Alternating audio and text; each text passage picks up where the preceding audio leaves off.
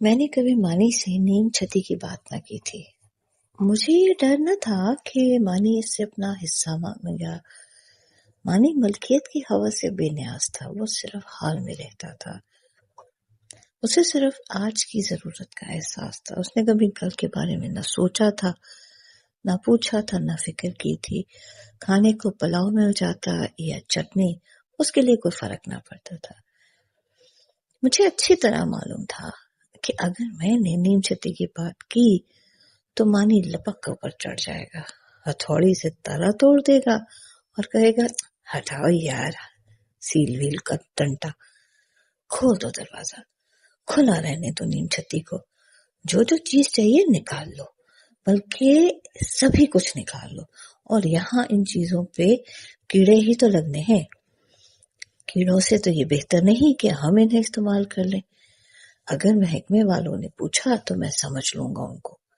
شاید اسی لیے میں نے مانی سے نیم چھتی کی بات نہ کی تھی، یا شاید اس کی وجہ خوف ہو۔ وہ کہتے ہیں کہ جن کے دل میں خوف ہوتا ہے نا، وہ کہہ دینے سے ڈرتے ہیں، چھوٹی چھوٹی بے معنی باتوں کو چھپا چھپا کر رکھتے ہیں۔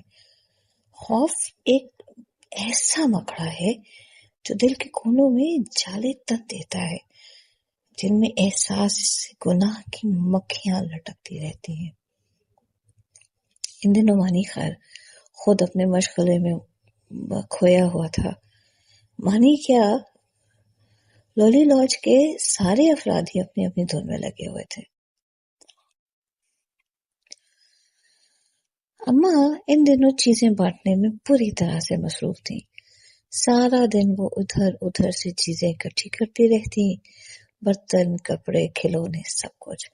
پھر وہ انہیں بانٹ دیتی، بلکہ ایسے بانٹتی جیسے اندھا ریوڑیاں تقسیم کرتا ہے۔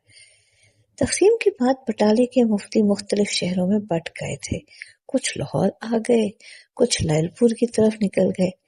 ان میں میری چند قریبی عزیزوں نے کرشن نگر اور اس کے نواحی علاقوں میں مکان حاصل کر لیے تھے۔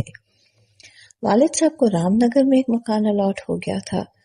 میری ہمشیرہ اور بہنوئی جو تقسیم سے پہلے ہی کرشن نگر میں مقیم تھے، انہیں بھی لولی لاج کے قریب ہی مکان الاٹ ہوا تھا۔ اماں سارا دن لولی لاج کے کونوں کھدروں سے چیزیں چنتی رہتی، پھر جب شام پڑتی تو وہ کپڑوں، کٹوریوں اور کھلونوں کی بختی بنا کر اسے بغل میں دبا کر چل پڑتی تاکہ اپنوں میں بانٹ سکے۔ اقبال گھر کو سنبھالنے میں مصروف تھی۔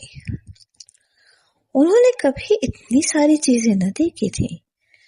شادی کے بعد جس گھر میں اس نے قدم رکھا تھا وہاں تو دھول اڑتی تھی، نہ تو ضرورت کی چیزیں تھیں اور نہ ہی توجہ دینے والا میاں۔ احمد آباد کی میاں تاجر لوگ تھے۔ سارا دن وہ اپنی اپنی دکان پر بیٹھے رہتے۔